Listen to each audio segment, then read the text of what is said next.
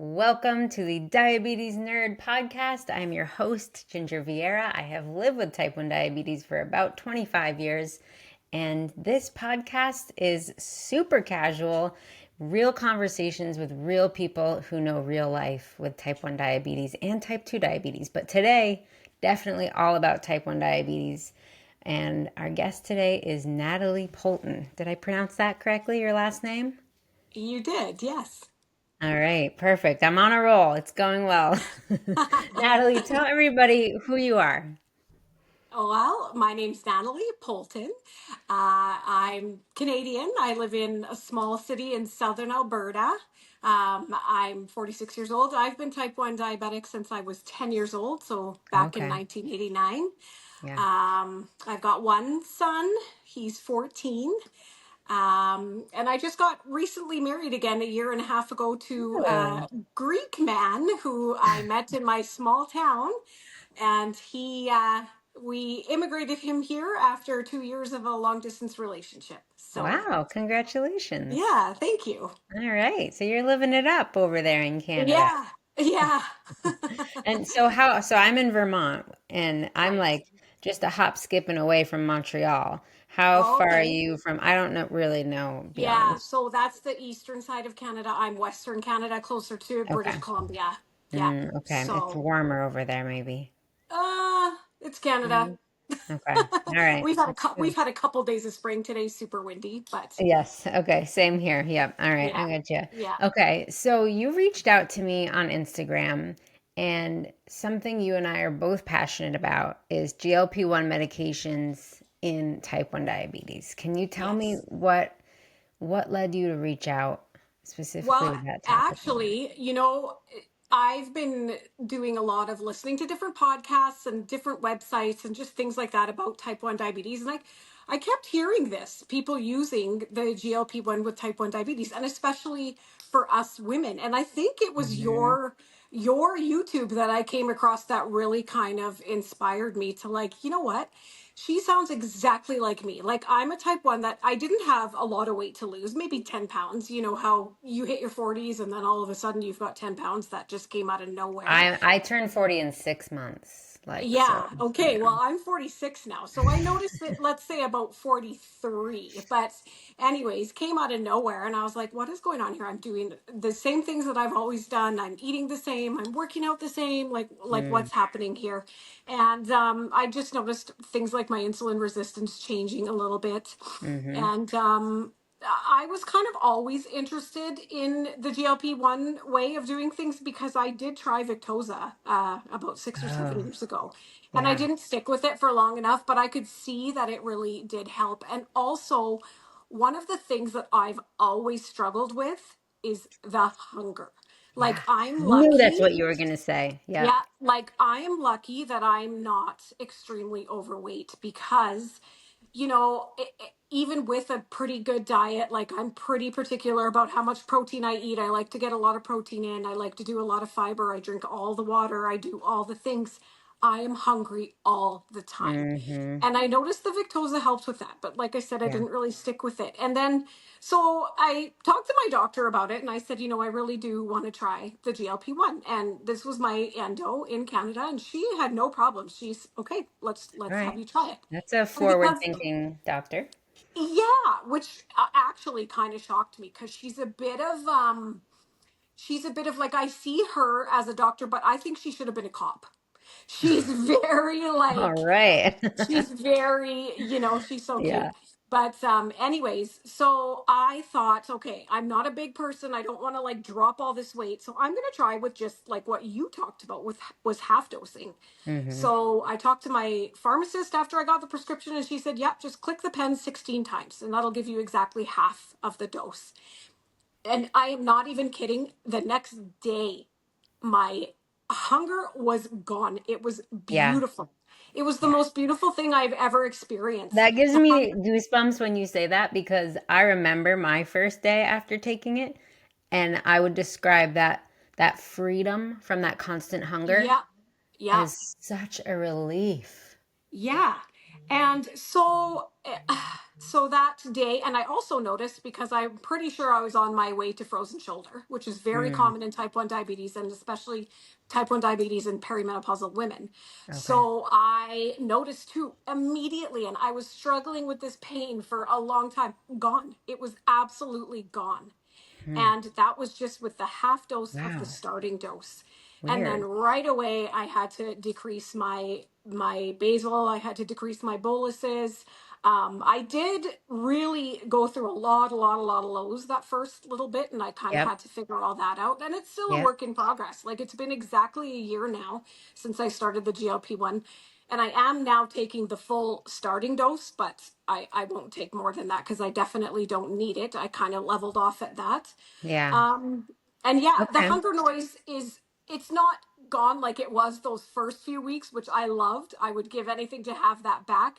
But it's a hunger now that I can control. Like, I feel like I've had Yes. my It dinner. feels Yeah. it feels normal. It doesn't It feel feels, so insane. yeah, yeah, like this Yeah. is what normal must feel like. And it's really Yeah. hard for us to describe this to people that just don't Yeah. know. But yeah, I feel normal now. I can eat my meals and I feel good. I can eat my Yeah. breakfast at say 8 in the morning, and I'm not hungry again till 12 or 1, which is Yeah, and nice. you can feel full after you eat. Like, so I just want to, Yeah, yeah, I want to, let's talk about that hunger. And for, because there's probably a lot of people listening who, I mean, even though I've been talking about GLP-1s in type 1 so much, I still get a lot of people saying, why would you take that as a type 1?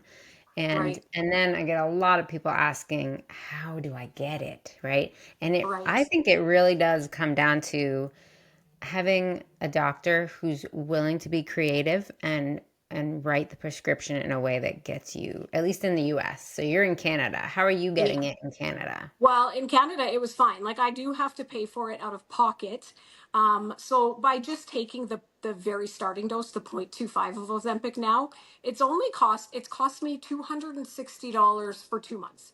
Okay. So to me, that's not bad, No. because now I actually have coverage through my job, which I never had before. So I was used to paying hundreds and hundreds of dollars for my CGMs and things like that. Now Mm. that's all covered. So I just look at the Ozempic as, okay, well, it's affordable, like, it's not Yeah. terrible, Yeah. right? um but and then for a while there I was using it compounded, because Okay. my pharmacist said, why don't you try that?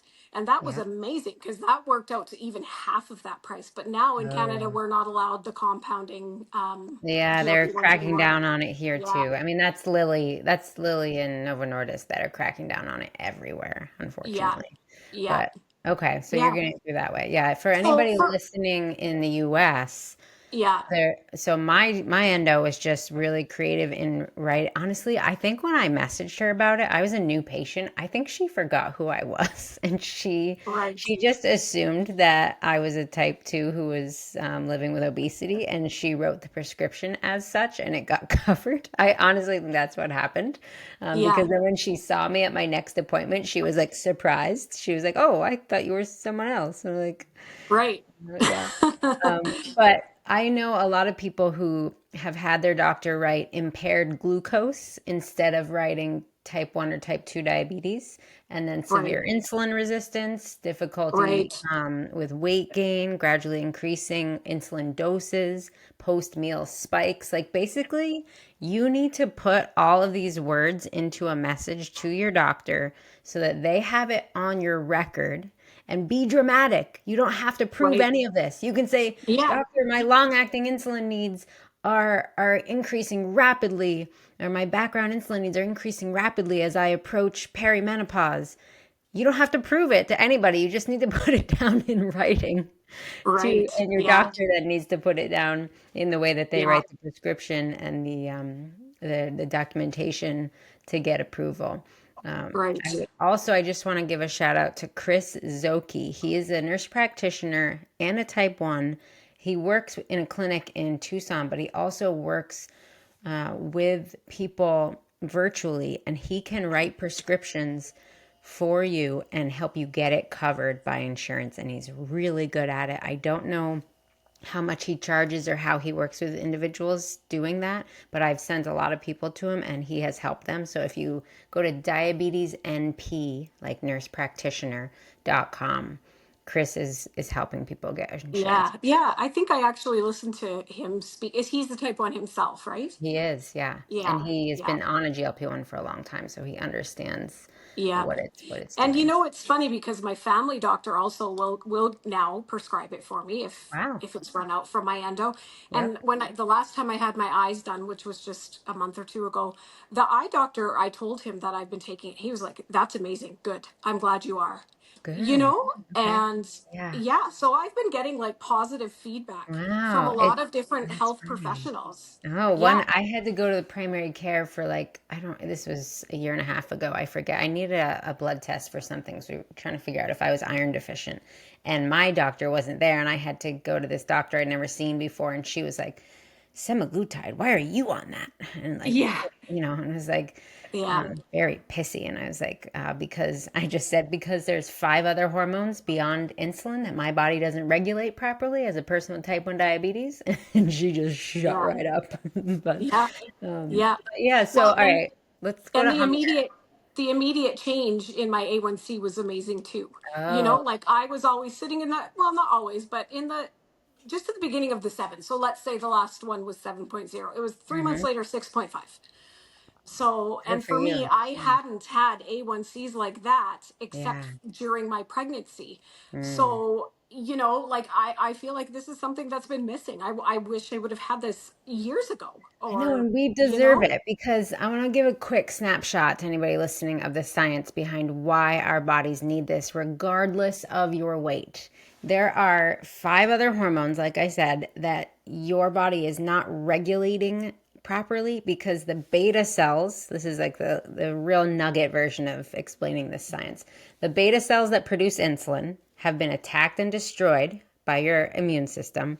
Those beta cells normally communicate to these other cells like alpha cells and gamma cells and epsilon Mhm. cells, and I'm going to blank on all delta cells. And those cells produce a whole bunch of hormones that regulate things like your appetite, how much sugar your liver produces all day, telling your brain you're full when you're eating, and your Yeah. insulin sensitivity, and how quickly you digest meals. So, like, we're always fighting that post meal spike.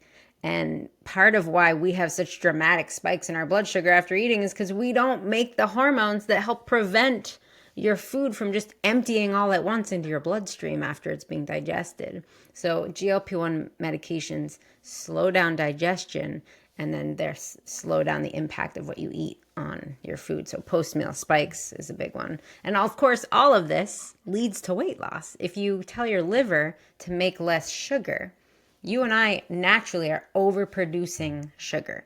If you tell your liver to make less sugar, you need less insulin. You have less sugar and less insulin that's now storing that excess sugar as body fat. And that is one of the biggest things that leads to that initial weight loss. And then of course the decrease in appetite. So that's my quick rant.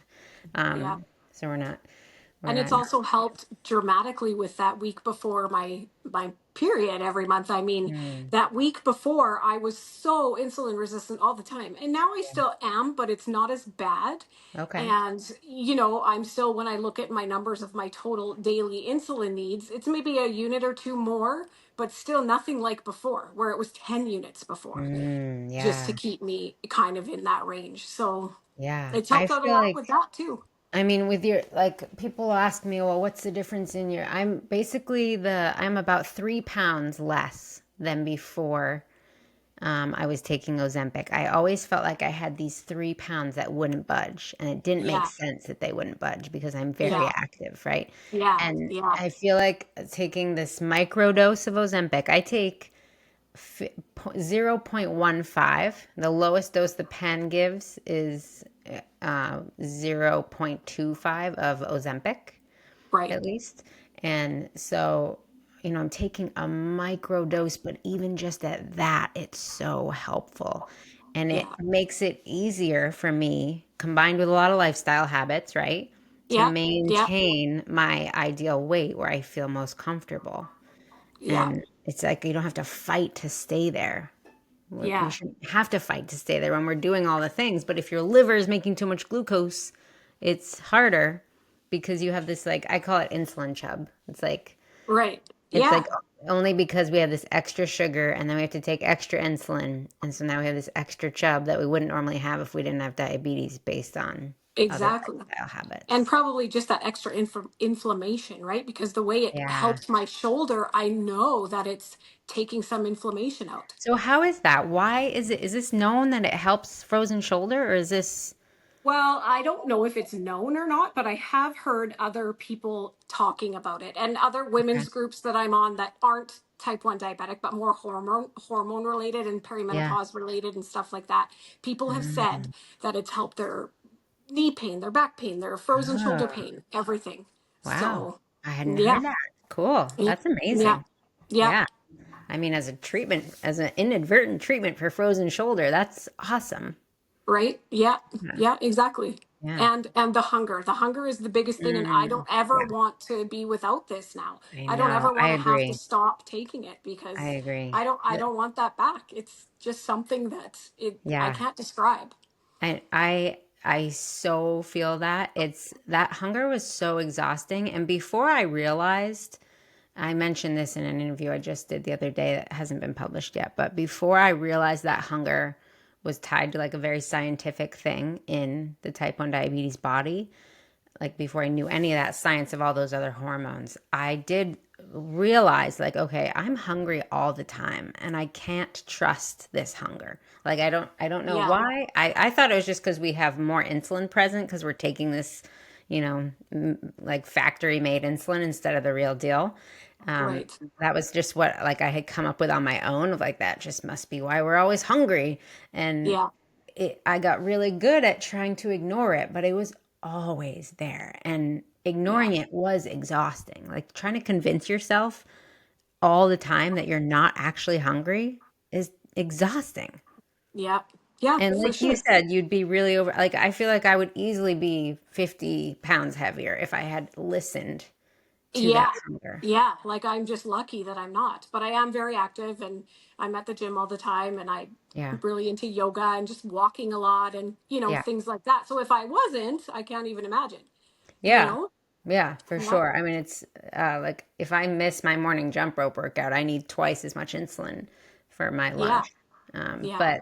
But yeah, the impact it has on that hunger is just so, the best way I can describe it is just so freeing. Well, it's freeing and I've used those words before where I've said this is what normal must feel like. I Yeah. can watch my husband eat dinner and not touch anything for hours after and I'm like, how do you do Yeah. that? Like Yeah. I just don't understand. But I And understand now. I never felt I do. full before. Yeah. Yeah. Yeah. And I did go up in the dose at first. So I started at 0.25. And then my doctor, of course, she just automatically is like, they just tell everybody keep going up in dose. But Yeah. like I know some people who are taking way too much and they were so sick all the time that they couldn't Right. even stay on the medication.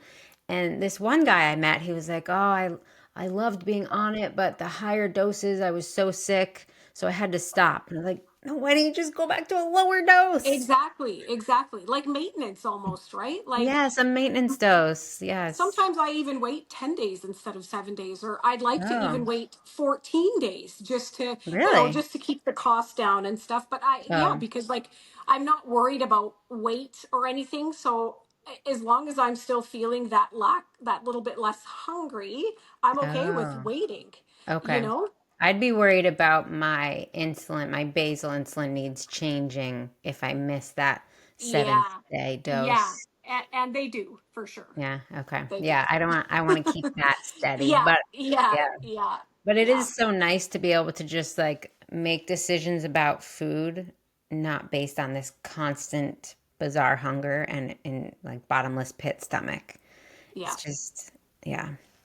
That's been Exactly. hugely life changing. And when I did, like you, I felt basically never hungry the first month I took it, and I lost Yes. too much. Yeah. I lost like Yeah. 6, 7 pounds, and um, my husband was like, and it was just because the medication was so new for me, Right. right? And Yeah. it was so freeing to not feel hungry all the time that I was like kind of just enjoying, not really thinking about eating. It was, and Exactly. yeah. Exactly. So, but after that first month, I made sure to pay attention to getting in my meals in, so that because I didn't have 7 pounds to lose, at least not without. Right.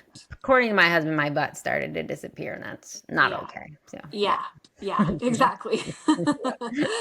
Yeah. Yeah. So you're getting it without insurance approval. I know I went Yeah. through feeling really nervous when I switched insurance companies because I switched how I was employed. I went to being self-employed, and I was Right. really nervous I was gonna have to go off of it. And I Yeah. just assumed they weren't going to cover it. So in order to prepare for that, I started weaning myself off it. This was like a year ago. Right. And it took a month after I'd stopped taking it, so it'd been 4 weeks since I'd taken a dose, to suddenly it was like I didn't realize at first. I was like, man, I suck at managing diabetes lately. And it was Right. like, oh, the Ozempic is out of my system all the Yeah. way. Yeah. And Yeah. everything was just more precarious, more reactive. Just, Hmm. I mean, you still have to work really hard to manage your blood sugar, but it's like you're not working uphill as much. Well, exactly. And even if it's 10% easier, I'll take the 10%, Yeah. you Yeah. know, because Right. it just is. It just made my correcting my lows a little bit easier. It made correcting my high sugars a little bit easier. Yeah. Um, Things like that. I sleep better. Mm, So, which impacts everything, right? Our sleep yeah. is so important. Can you describe? Another question I get a lot is people who are scared to even take that first dose because of two reasons.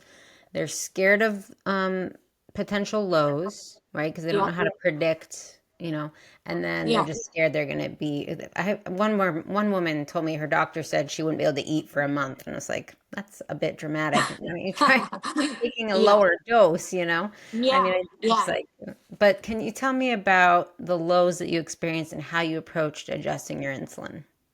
Well, I guess I just kind of took, I think it was at the beginning 30% off total basal. On the first day you took it, On or when did you make the that? first few weeks was about Okay. 30%.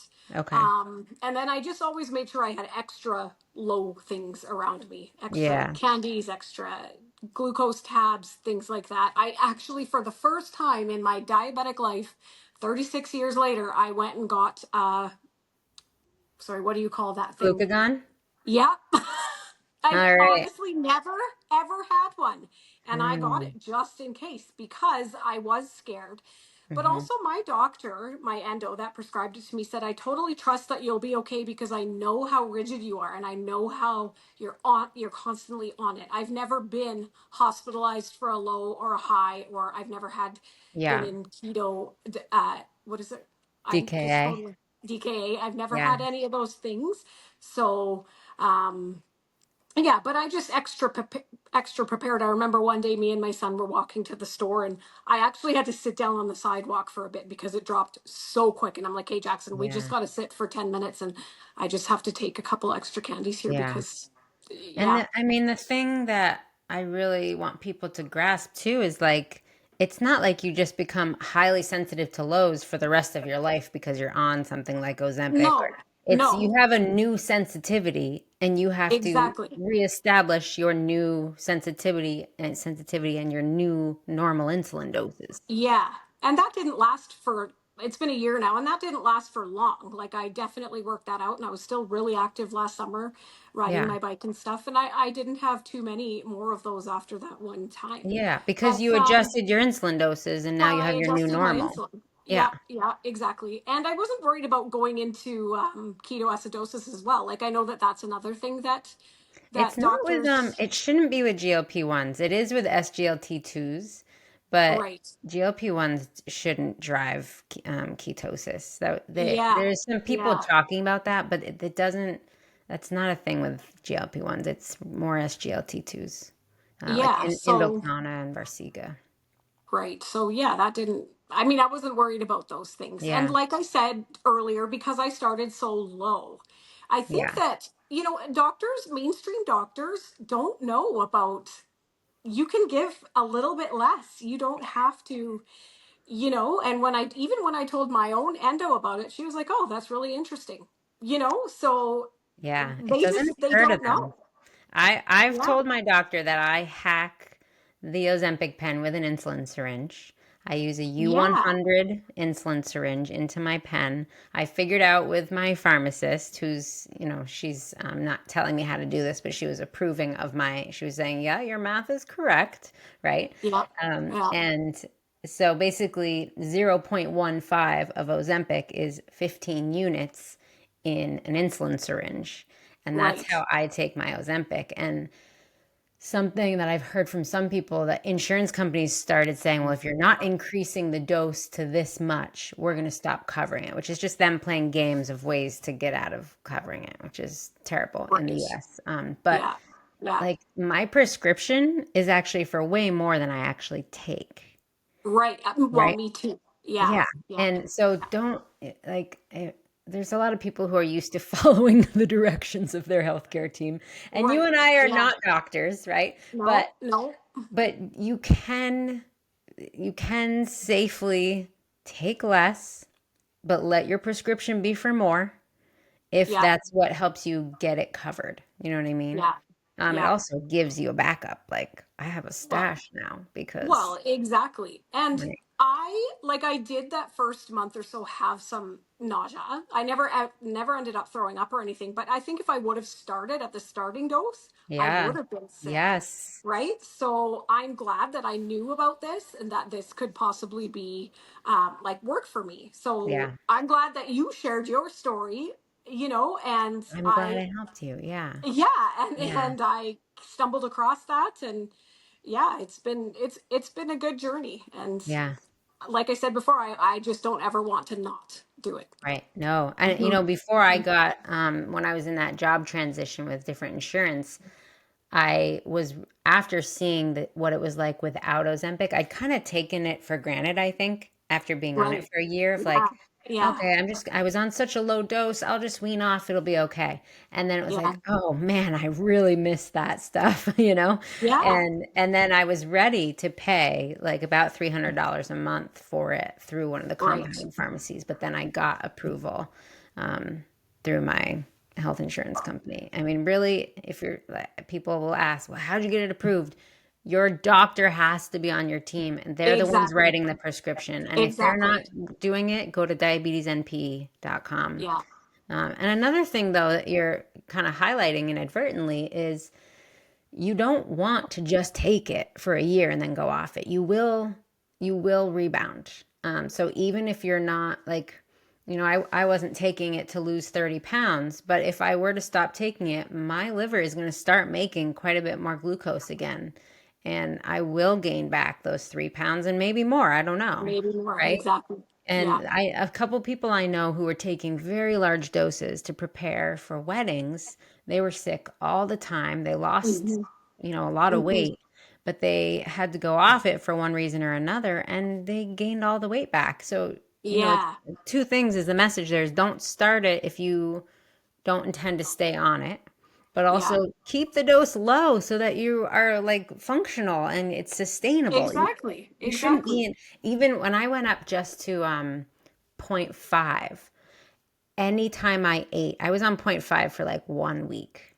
Yeah. And anytime I ate, even just apple and peanut butter, my stomach just hurt. It was just like, Yeah. just Yeah. hurt. And so I went back down to 0.25 and eventually down to the 0.15 I'm on now. And I don't have that pain. So Yeah. listen to your body. Like you shouldn't feel sick and terrible. Well, exactly. Mm. So my question is, and maybe you know a little bit more than I do about the FDA and stuff, like if this was to get approved for type 1s, Canada, United States, wherever, does Mhm. that mean that our insurance would cover it if it's Well, the approved for us? moment, I mean, the clinical trial that Lilly just announced, but they haven't started recruiting yet, is still for type 1s who are overweight or obese, which is Right. huge progress, but I Of still course. think it should be available to everybody at a microdose with type 1. Right. Yeah. But Yeah. yeah, if it got FDA approved, that means that your doctor isn't writing it off label and therefore it's approved for use in type 1, which means your insurance company can't say, nope, you don't have type 2, you Right. can't have it. So it would make it Yeah. much easier for type 1s to get. Yeah. Yeah. Yeah. So we'll look forward to that day, hopefully. Yeah, I know. And I mean, there's also like just from my work with different biotechs and, being involved in clinical research stuff, there are multiple therapies like brewing right now that are trying, because this is where all the money is in diabetes pharmaceuticals right now. They don't care about insulin. They're making so much money from GLP-1 meds, and other weight loss medications are coming to join them. And it's going to be different variations of GLP-1 like medicines. So Right. there's going to be, I think, within a year or two, I think it's going to be a lot easier for everybody to get their hands on this. Yeah, yeah. Because like for me, it wasn't a problem at all to get a prescription. Yeah. It's just the covering it. And, Yeah. like I said, I'm okay with the, little bit that I do have to pay because in Canada things are cheaper. Yeah. But it would be nice to have it completely Yeah. covered. Yeah. Um, and I want to add just on how I handled the lows. I needed an immediate reduction like you in my basal. Yeah. I would Yeah. say it was like 30%. I had been up to 13 units of long acting and now I'm at 10, right? And Yeah. then I also needed to change pretty dramatically how I dosed for meals. And my worst low in Yes. that first month was because I forgot to cut my meal dose down. I took what I would normally eat for a dessert, Right. and Yeah. a few hours later, my blood sugar was so low. The room was spinning. I'd never had a low quite like that. I'd Yeah. had, I've had a couple bad lows back before CGMs existed, but I just never had one that was quite like that. And I gave myself glucagon. I, Right. and I Yeah. thought, I remember listening to your story about yeah. that. So So I like your note on the glucagon. I think it's really critical for that yeah. first month, and that is part of why they won't approve it currently in type 1s is the fear of hypoglycemia. But it's so dumb because once you get your new doses established, our risk of hypoglycemia is actually lower because we're taking less insulin. Oh, Like 100%. a this hundred is percent. not, yeah, this Exactly. is just so Exactly. stupid. Yeah. Yeah, and I think my mistake that day that I did go really low was I had supper, I gave my insulin, and then it was almost, I had to go for a walk with my son to take, it was just a big Mm, story, but I had to go. I had no car at the time. yeah. So I had to walk with him. And I'm like, well, no wonder I just gave my insulin 20 minutes ago. If I would have Mm. waited it like an hour, this probably wouldn't have happened. Yeah. So So, it's I just the mean, timing of that wasn't everything, even too. necessarily like Ozempic's fault. It was the No, combination of insulin and activity, but you were extra yeah. sensitive. Yeah. Exactly, because I know myself, like I know how to regulate things before I go to the Yeah. gym, or Right. Yeah.